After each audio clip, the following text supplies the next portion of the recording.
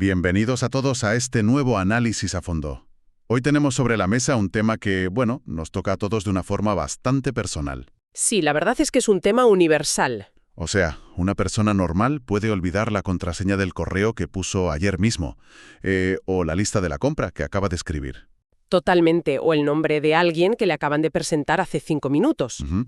Pero, y aquí viene lo fuerte, si esa misma persona huele, digamos, la goma de borrar exacta que usaba en tercero de primaria, viaja en el tiempo 30 años en un milisegundo. Es como una máquina del tiempo, sí.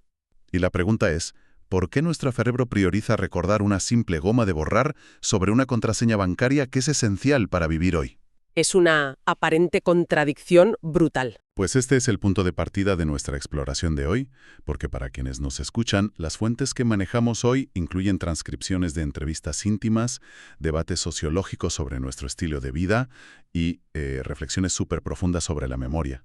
Un material fascinante, sin duda. Nuestra misión hoy es desentrañar cómo procesamos los recuerdos de la niñez, cómo sobrevivimos a esa transición hacia la edad adulta y sobre todo cómo navegamos por esa tensión constante entre los sueños de juventud y las responsabilidades a veces aplastantes de la madurez. Que no son pocas, la verdad. Vale, vamos a desglosar esto, porque el salto que da la mente de un simple estímulo físico a un torrente emocional completo es asombroso.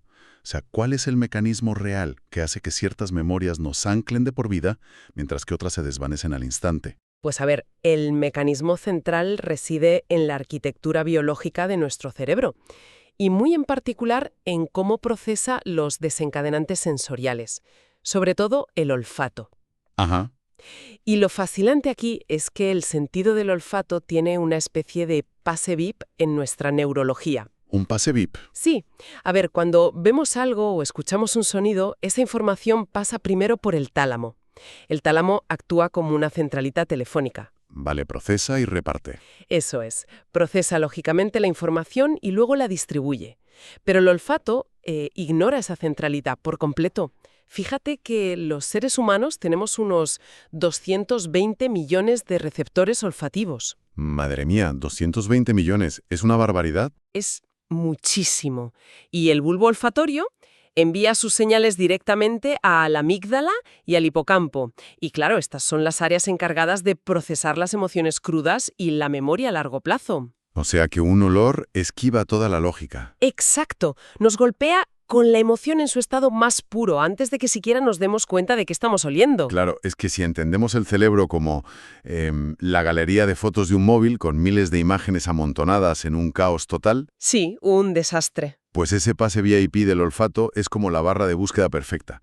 Introduces un olor y al instante recupera un álbum oculto lleno de detalles súper específicos. Es una analogía perfecta. Pero claro, esto plantea un problema evolutivo. Si el cerebro humano está tan optimizado para sobrevivir, ¿por qué gasta tanta energía biológica en retener recuerdos que parecen mundanos? Ya, es una buena pregunta. Porque revisando las fuentes, hay un testimonio de alguien que describe, con un nivel de detalle alucinante, la conversación interna que tenía con una manta pesada en una mañana lenta de invierno. Sí, rogándole a la manta que le dejara quedarse en la cama 5 minutos más. Exacto. ¿Por qué se queda grabada la textura de una manta y olvidamos datos que se supone que necesitamos para funcionar en la sociedad? Pues la respuesta está en lo que el cerebro primitivo considera realmente importante para sobrevivir. A ver, nuestra mente no archiva la información basándose en su utilidad práctica o capitalista. Claro, al cerebro no le importan los impuestos. Para nada. Las contraseñas, los números de cuenta, los apuntes para un examen, todo eso son datos estériles, carecen de resonancia emocional. Ya. En cambio, esa conversación con la manta pesada no es simple pereza archivada. Ese recuerdo representa un momento de confort absoluto. Un refugio. Eso es, una sensación de refugio frente a las amenazas del mundo exterior. El cerebro evolutivo archiva la sensación de seguridad, porque en la infancia no tenemos dinero, ni estatus, ni poder. Nuestra supervivencia depende totalmente del entorno y de los cuidadores. Totalmente. Por eso, nuestro cerebro graba a fuego esos micromomentos de intensidad emocional. Significaban que estábamos a salvo. Claro. Y cuando llegamos a la adultez y el mundo moderno nos satura con facturas, presiones laborales y todo ese ruido, Pues esos recuerdos sensoriales actúan como anclajes psicológicos. Nos devuelven a una base segura. y aquí es donde se pone realmente interesante. porque al repasar las fuentes, vemos que esos anclajes no son solo mantas o comidas, sino compañeros muy específicos. ¿Las mascotas? Exacto. Las anécdotas sobre mascotas en las fuentes son universales y abrumadoramente precisas. Un individuo recuerda a Whiskers. La gata naranja y blanca. Sí. Esa misma, para la que construía juguetes superrudimentarios con cuerdas y papel, y recordaba que dormía cada noche exactamente a los pies de su cama. Y también está la historia de Buddy. Buddy, el perro marrón de orejas largas que era como su sombra por todo el barrio. La nitidez de esos recuerdos demuestra que las mascotas funcionan como esos primeros anclajes emocionales, sin juicio. Son pura seguridad incondicional. Totalmente. Y junto a esa seguridad también aparecen las primeras lecciones sobre los límites, como la clásica historia que sale en los textos de romper un jarrón por jugar al fútbol dentro del salón. Y recibir una montaña de tareas domésticas como castigo. Exacto. Es el descubrimiento de que las acciones tienen consecuencias, pero dentro de un entorno controlado. Y fíjate, ese concepto de entorno controlado es crucial para entender nuestro desarrollo.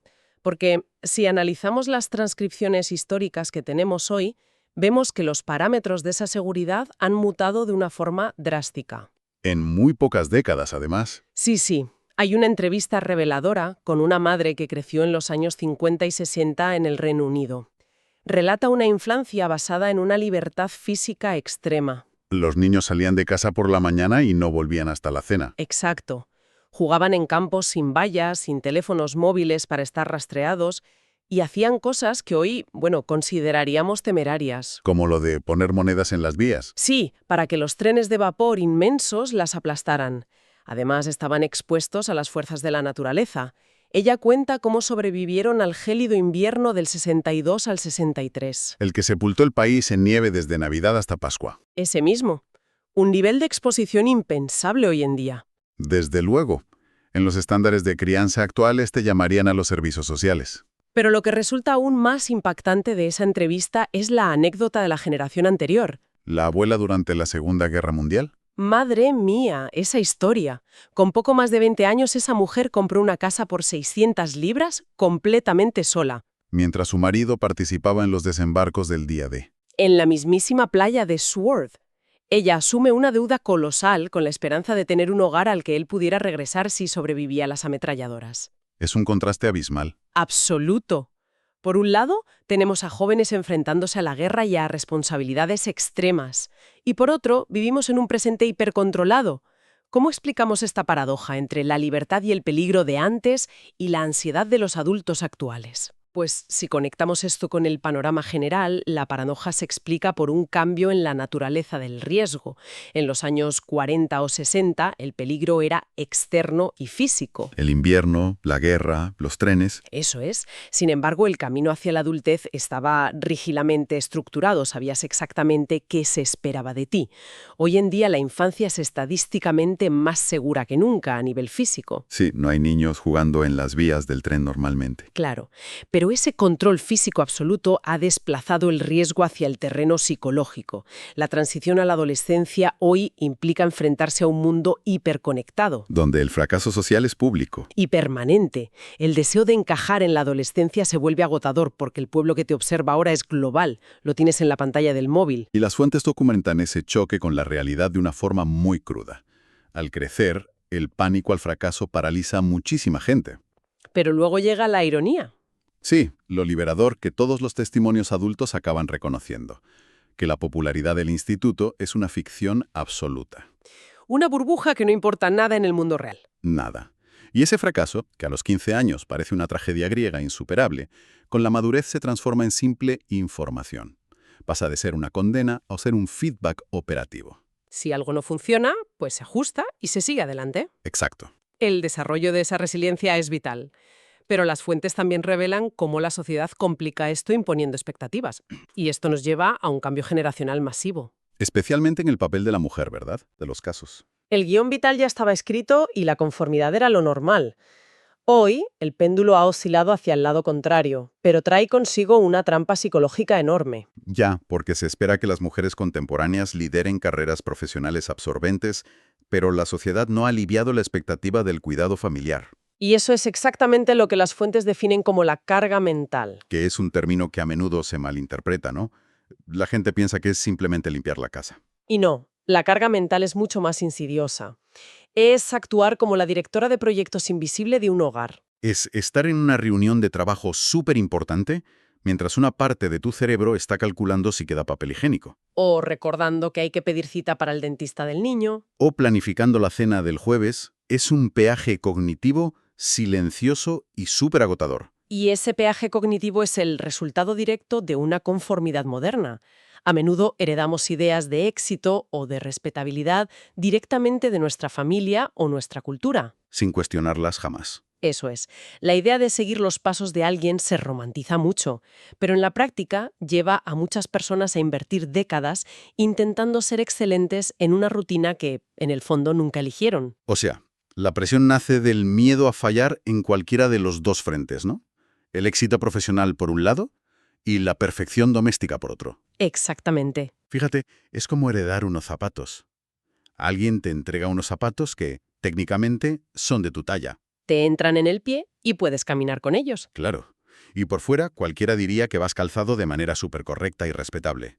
Pero por dentro el zapato nunca termina de ceder.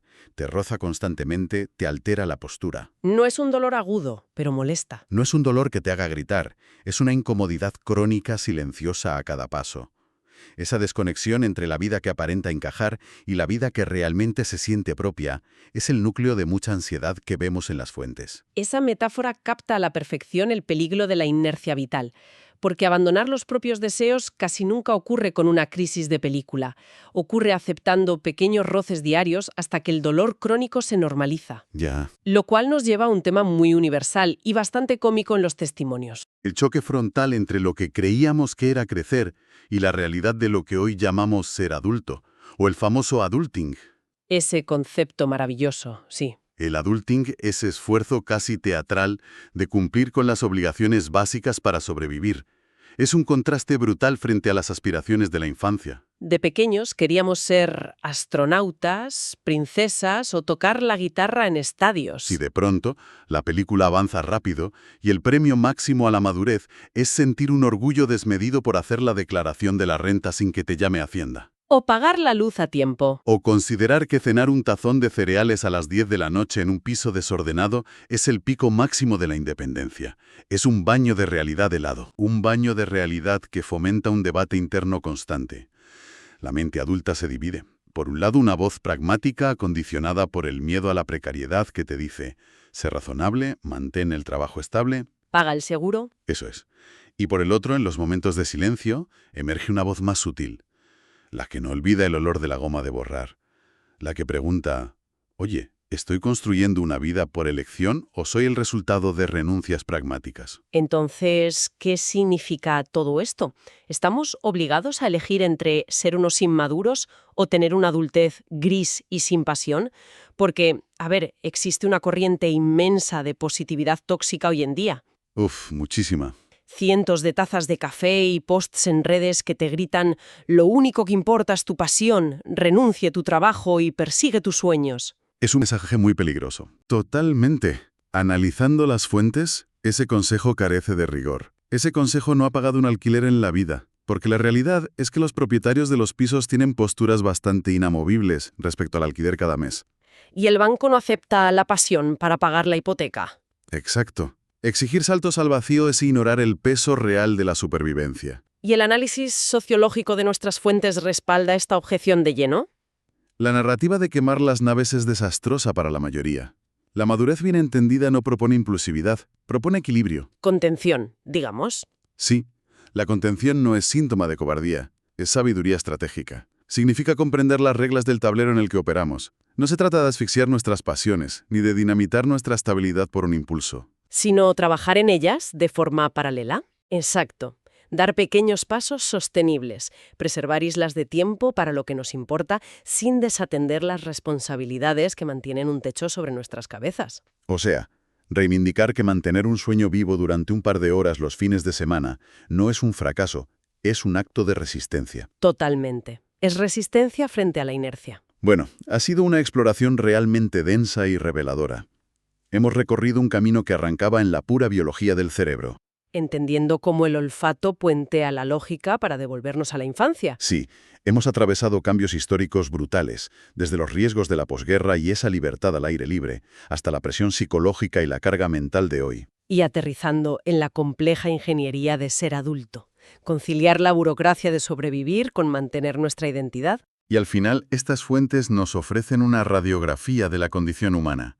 Nos muestran que el reto no es evitar hacerse mayor, sino integrar todas nuestras versiones en una vida con sentido. Desde el niño vulnerable hasta el adulto responsable, ¿sí? Y precisamente para dotar de sentido a esa línea temporal, uno de los testimonios de las fuentes deja una reflexión que quiero rescatar antes de despedirnos. Sí, una muy profunda además. En las entrevistas, un hijo se da cuenta de algo perturbador al hablar con su madre sobre el pasado. Se da cuenta de lo poco que preguntamos a las generaciones anteriores sobre quiénes eran antes de ser nuestros padres o nuestros abuelos. Estamos tan centrados en nuestro propio ritmo frenético. Exacto. El egocentrismo natural de vivir nuestro momento nos ciega, y conviven con nosotros personas que han pasado por guerras, inviernos históricos y crisis de identidad idénticas a las nuestras, pero en mundos radicalmente distintos. Es una oportunidad perdida si no les preguntamos. Por eso, la propuesta que dejamos en el aire para quienes nos escuchan hoy es clara. Formulad esa pregunta a los mayores de vuestra familia hoy mismo. Indagad en sus miedos de juventud, en sus sueños, en esa libertad que tenían mientras todavía están aquí para contarlo. Una conversación simple puede cambiarlo todo. Exacto. Podría reconfigurar por completo nuestra comprensión de la memoria, de la madurez y, en última instancia, de nosotros mismos. Ha sido un placer acompañar a nuestra audiencia hoy en este análisis.